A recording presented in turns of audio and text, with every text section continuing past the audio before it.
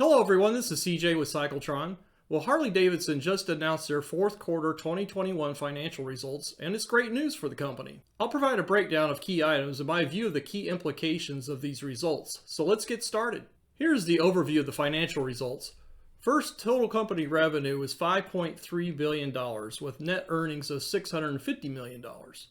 They had full year earnings per share of $4.19. They had a threefold increase in operating margin to 9% for motorcycles and related products. They also spun off LiveWire Electric Division to its own company that will soon be publicly traded. Their profit from Harley Davidson Financial Services alone more than doubled from fiscal year 2020 to 2021 to $415 million, even though total revenue from financial services stayed the same at around $800 million.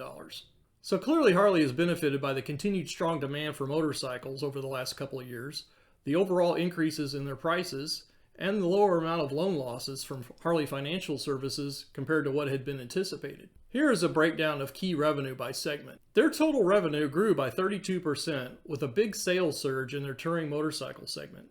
In fact, total revenue from motorcycle sales went from $2.4 billion to $3.4 billion. Harley sold a total of 194,000 motorcycles worldwide in 2021 versus a total of 180,000 motorcycles in 2020. Most of the sales surge came from North America, with a 22% increase in motorcycles sold from 110,000 to 134,000 bikes. Sales volume decreased in other major markets in Europe, Asia, and Latin America in 2022. This is probably due to a combination of Harley pulling out of many overseas markets and due to supply chain and shipping problems.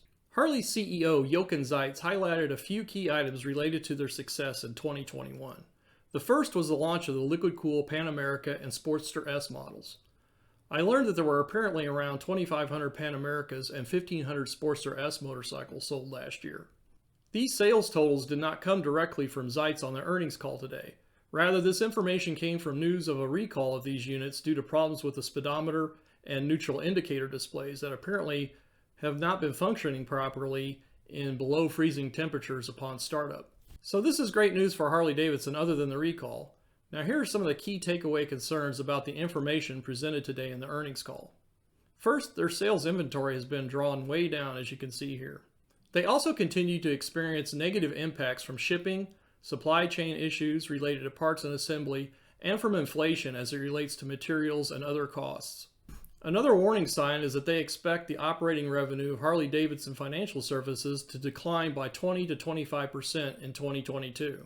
This appears to be related to selling fewer motorcycles and also due to a lack of influx of government stimulus checks, which has encouraged many more people to buy motorcycles in the last few years than what otherwise might have been the case.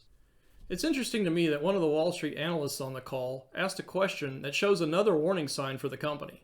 The analyst was concerned about the lack of mid-size cruiser motorcycles with the discontinuation of the 500 and 750 street models.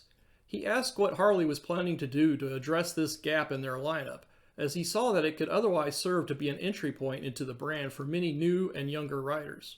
Zeitz simply said that he had no information to provide on this matter at this time. They also seem to have been drawing down their cash reserves, which is probably smart given current levels of inflation. Unfortunately, part of the cash drawdown will be for repurchasing Harley Davidson stock, which I'm not a big fan of this practice in general, but it certainly is common now for publicly traded companies to rebuy their stock to reward their executives and other key shareholders. Here's a summary of Harley's guidance in key areas for 2022. You can see high single-digit growth in motorcycle income, but double-digit growth in motorcycle profit. This increased profit is likely due in large measure to price increases and surcharges on their motorcycles. So there you have it. By every short-term measure, Harley's had a fantastic year. But as always, the seeds of future doom are just below the surface. So what do you think? Please let me know your thoughts in the comments section, and please consider subscribing to this channel if you haven't done so already. Thanks a lot!